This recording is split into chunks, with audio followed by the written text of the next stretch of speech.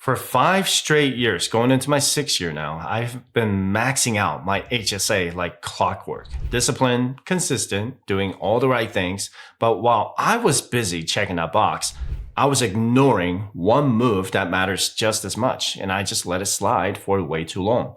For those 5 years, I kept my money with Optum Bank, and every single month, I watched him take a bite out of my savings with fees while giving me almost nothing in return. So on January 1st, 2026, I finally pulled the trigger and moved everything to Fidelity. And if you have been around the channel for a while, you know I talk about HSAs like they're the holy grail of investing. Well, because they are. But I waited 5 years to make this move, and honestly, I wish I had done it sooner. Fidelity is just so much easier to use, and the money I am saving on fees alone makes me wonder why I put up with the old way for so long. Life gets busy. I was busy. I've been busy, and I get it. But let me walk you through exactly why I made a switch and show you the step-by-step process I use to move my money so you do not have to waste another year like I did. And just so we're clear, Fidelity is not paying me a dime to say this. I am just sharing this because it is the best move for your wallet, period. And I want you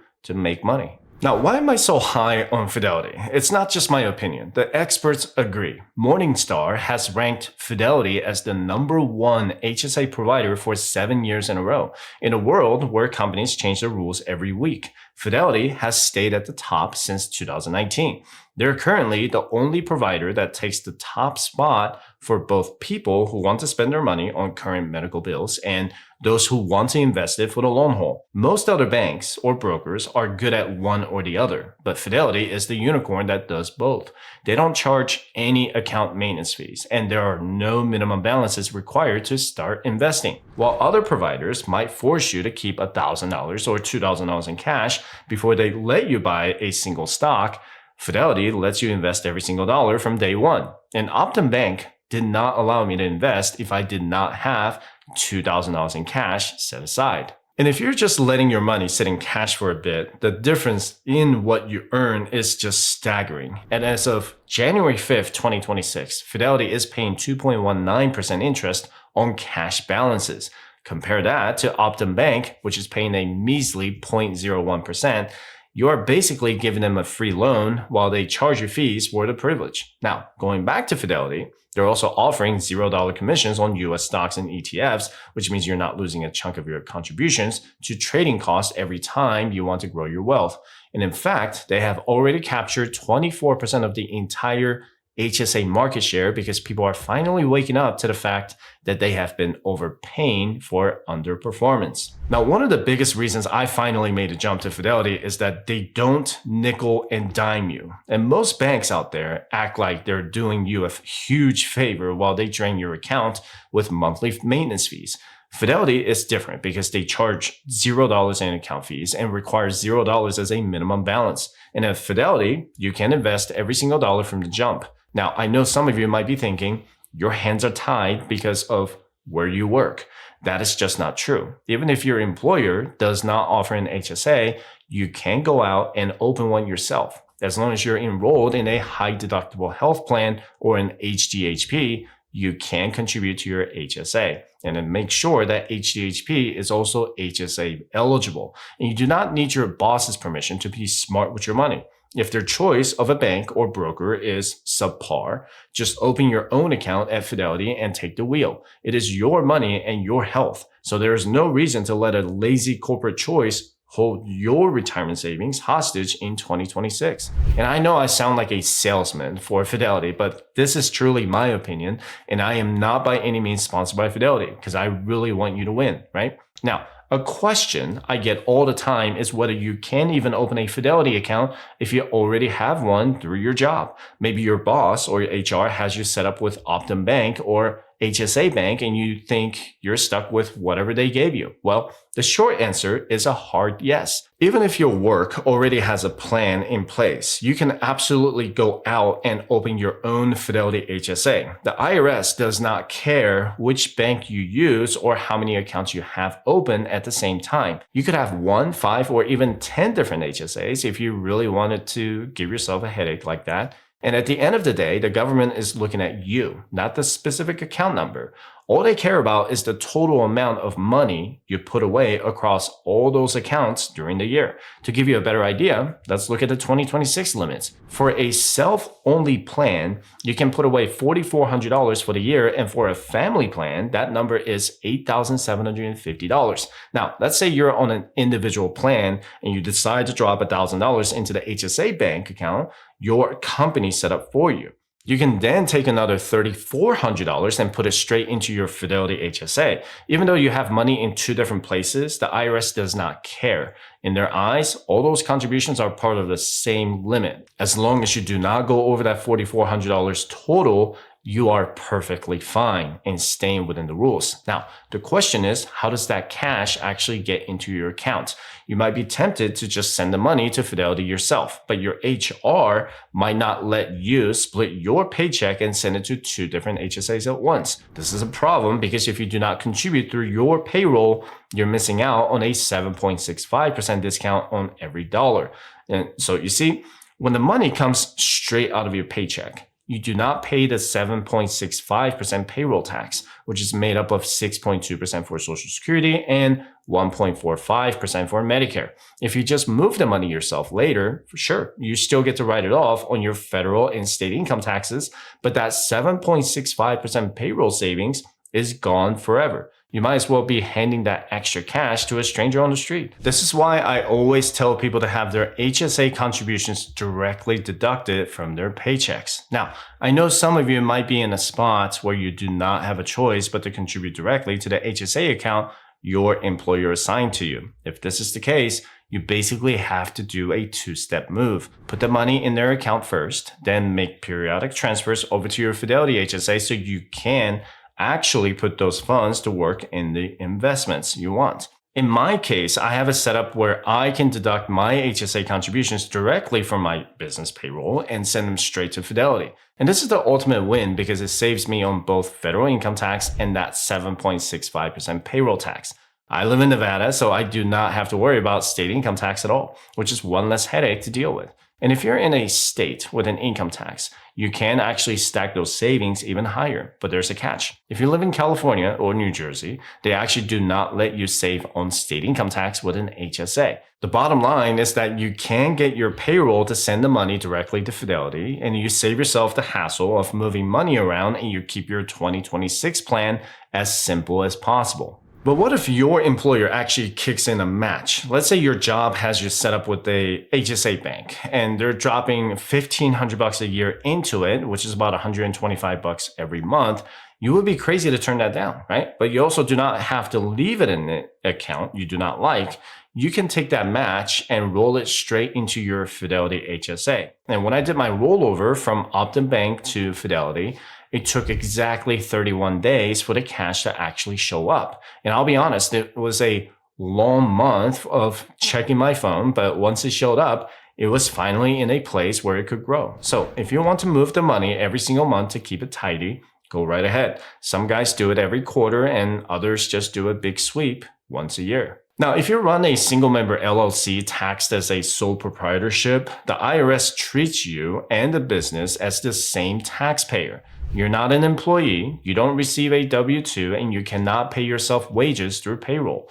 Your business profit flows directly to Schedule C and then to your personal tax return, and HSA contributions are still deductible above the line on your Form 1040, which lowers your federal and state income taxes unless you're in California or New Jersey.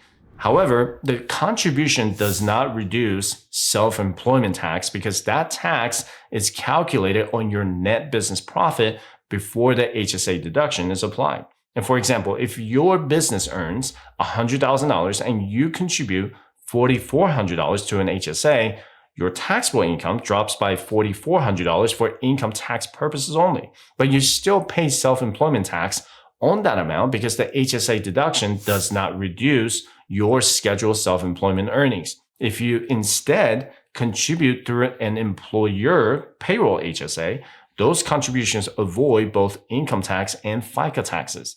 An S-Corp owner can also avoid payroll taxes on HSA contributions because IRS rules require the contribution to be added to W-2 wages but exempted from Social Security and Medicare taxes. Now, let's go over how I moved my Optum Bank HSA to my Fidelity HSA. But before you can jump ship to a Fidelity HSA, you've got to do a little bit of prep work inside your Optum Bank first. And it doesn't matter if you have HSA Bank or some other banks, the process is going to be the same.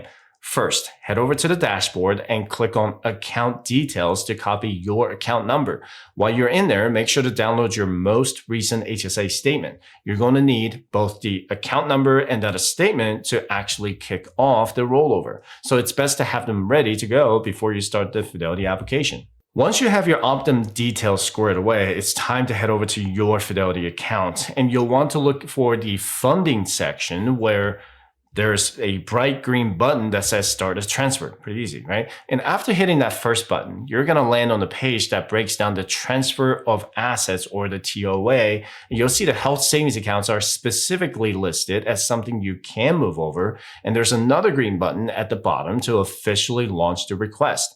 And now that you've officially triggered a transfer, you need to tell Fidelity exactly where those funds should land. And since I already have my Fidelity HSA up and running, I simply selected the option for an existing account. The system automatically pulled up my compatible HSA, which confirms that the plumbing is connected correctly. And once you see your account listed there, just click that green Next button at the bottom to move to the final stage of the setup. And on this screen, Fidelity just needs to know where the money is actually coming from. You're going to see a drop-down menu under which account do you want to move money from. And since we're moving the whole thing from an outside bank or broker, I chose the blue Transfer an Account to Fidelity option at the very bottom. And now comes the part where you point Fidelity towards your owed money. On the Let's Start Your Transfer screen, you will see a search box to find the financial company you're transferring from. I just typed Optum into the search bar and it popped up immediately at the top result. You can search for HSA Bank and it's going to be on there too. And it's super straightforward. And once you select Optum from that list and hit that green Next button, you're basically giving Fidelity the address for where to send the moving truck. Now, on this screen right here, you will decide how much of your balance to move. I selected the option to transfer the entire account to get everything into Fidelity's ecosystem in one go. You're going to need to contact Fidelity if you're trying to keep your investments intact and see if they'll do some kind of an in-kind transfer. If not, you're going to need to liquidate your investments in the old account and then transfer that cash over to Fidelity. So now that you've pointed Fidelity in the right direction, you just need to give them the specific address for your funds. And I typed in the Optum Bank account number that I had grabbed from their website earlier. It's a good idea to double check this against your statement because a single typo here can delay the whole transfer. And most importantly, make sure you select Health Savings Account as the account type from the drop-down menu. And for the final piece of the puzzle, I just had to upload the latest HSA statement that I downloaded from Optum Bank earlier. Fidelity uses this to verify your account number and ensure the name on the Optum account matches your Fidelity account exactly. And just like that, the digital paperwork was out of my hands. And once I hit submit, Fidelity gave me a heads up that the process usually takes about 3 weeks to wrap up. In reality, though, it ended up taking a full month before the funds actually landed in my account. And honestly could not tell you why there was a delay. Sometimes the banks just like to take their sweet ass time. The important thing is to just hang tight. As long as your info was correct, the money will eventually make its way home to Fidelity. And the moment of truth finally hit when I got that email notification from Fidelity letting me know that the rollover was officially complete. I jumped into my account and sure enough, there was the full balance sitting right there in cash. The next step was to invest it. It's a pretty satisfying feeling to see it all land safely in one place. And since it's just sitting in a core cash position for now, it's not doing much work yet. But the hard part of the moving day was officially over. Again, I invested that money on the same day. Now, listen, I know it feels safer to just let the money sit there in cash. I get it. But here's the problem with that kind of thinking. According to Morningstar's research, roughly 73% of HSA holders across all providers use their accounts exclusively for spending. They are treating it like a checking account. They put money in, they spend it on doctor's visits and prescriptions, and that's it. But they're completely missing the point. That 2.19% interest at Fidelity is nice, don't get me wrong, It's way better than what everyone else is offering, but it's not going to build real wealth. If you want your HSA to actually work for you, especially for retirement, you need to invest it. Think about it this way. If you're relatively healthy right now in your 50s, or maybe 40s, 30s, 20s, you're not spending thousands of dollars a month on healthcare. So why are you keeping all that money in cash? Why not let it grow? Invest it in a solid mix of index funds or ETFs. Over 10, 15, 20 years, the difference between 2.19% and a reasonable 8 or 10% market return is absolutely huge. We're talking tens of thousands of dollars, if not hundreds of thousands of dollars in difference.